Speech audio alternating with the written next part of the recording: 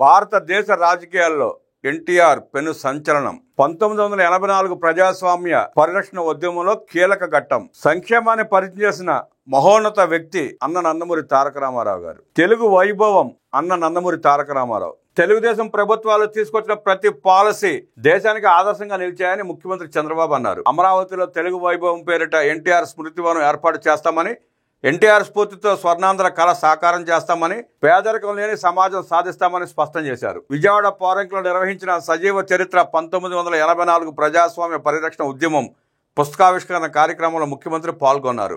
NTR literature committee ఈ పుస్తకాన్ని రూపొందించింది.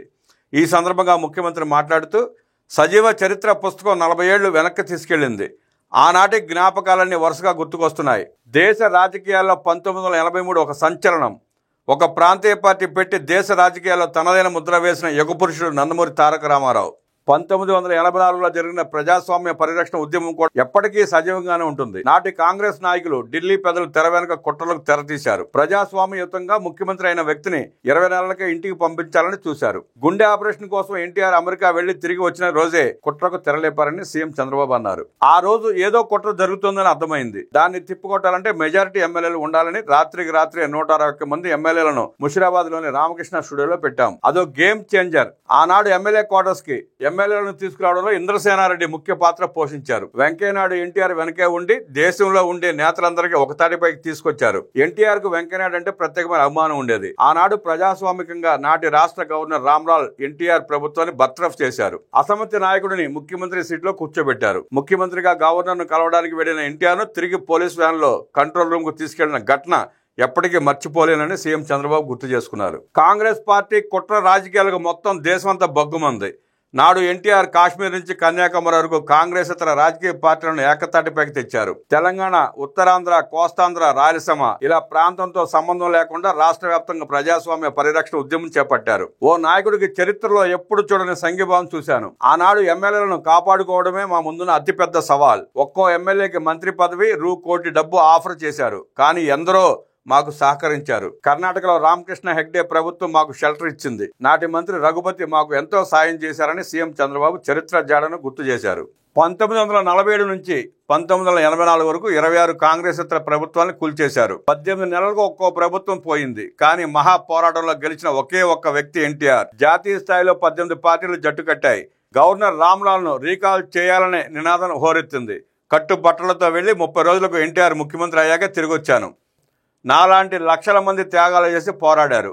చరణ్ సింగ్, చంద్రశేఖర్, వాజ్పేయి, అద్వానీ, జార్జ్ ఫెర్నాండెస్, కరుణానిధి, చంద్ర రాజేశ్వరరావు, మాకినేని బసవపున్నయ్య కేంద్ర స్థాయి అఖిలపక్ష సారథ్య సంఘంలో ఉన్నారు. వెంకయ్యనాయుడు, ఇంద్రసేనారెడ్డి, బండారు దత్తాత్రేయ, సుందరయ్య పోరాడారు అంటూ నాటి రోజులను ముఖ్యమంత్రి గుర్తు చేసుకున్నారు. సమాజమే దేవాలయం, ప్రజలే దేవుళ్ళు అని నమ్మిన మహోన్నత వ్యక్తి ఎన్టీఆర్. తెలుగువారి గుండెల్లో ఆయన చిరస్థాయిగా నిలిచిపోతారు.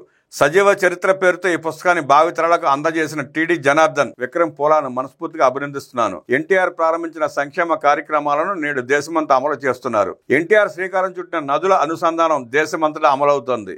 ఎన్టీఆర్ మహిళలకు ఆస్తిలో హక్కు కల్పిస్తే మనం స్త్రీ శక్తి పథకం ద్వారా మహిళలకు ఉచిత బస్సు సౌకర్యం కల్పించాం. ఎన్టీఆర్ మహిళలకు స్థానిక సంస్థల్లో 9% రిజర్వేషన్ పెడితే ప్రధాని మోదీ ఆధ్వర్యంలో చట్టసభల్లో ఆడబిడ్డలకు 33% రిజర్వేషన్లు వస్తున్నాయి. ఆనాడు ఎన్టీఆర్ యాంటీ కాంగ్రెస్ ఉద్యమం ప్రారంభించారు. నేడు దేశంలో ఎన్డీఏ ప్రభుత్వం సుస్థిరంగా ఉంది. ప్రధాని మోదీ సారథ్యంలో భారత ఆర్థిక వ్యవస్థను 4వ స్థానంలోకి తెచ్చారు. భవిష్యత్తులో ప్రపంచంలోనే మన దేశం అగ్రస్థానంలో నిలవబోతోందని సీఎం చంద్రబాబు అన్నారు. ఎన్టీఆర్ విగ్రహం చూసి సంకల్పం తీసుకుంటే ఏ పనైనా దిగ్విజయంగా పూర్తవుతుందని సీఎం చంద్రబాబు అన్నారు. ఎన్టీఆర్ తెలుగు వైభవం, తెలుగుదనానికి ప్రతిబింబం, తెలుగు జాతి ఆత్మ గౌరవానికి ప్రతీక. ఆయన జీవితం వడ్డించిన విస్తరి కాదు, పట్టుదల, ఆత్మ విశ్వాసంతో ఒక్కో మెట్టు ఎదిగారు. మనకు దేవుడంటే ఎన్టీఆర్ఏ. శ్రీరాముడు, శ్రీకృష్ణుడు, కర్ణుడు అంటే ఎన్టీఆర్ రూపంలోనే చూశాం. ప్రజాస్వామ్యంలో నియంత పోకడలకు చోటు లేదని 2024 ఎన్నికల్లో ప్రజలు నిరూపించారు. దేశానికి సంక్షేమం పరిచయం చేసిన ఎన్టీఆర్ స్ఫూర్తితో రాష్ట్రాన్ని అభివృద్ధి పదంలో నడిపిస్తాం. అర్హులందరికీ సంక్షేమం అందిస్తాం. ప్రపంచంలోనే తెలుగు జాతిని నెంబర్ 1 చేస్తామని ముఖ్యమంత్రి చంద్రబాబు స్పష్టం చేశారు.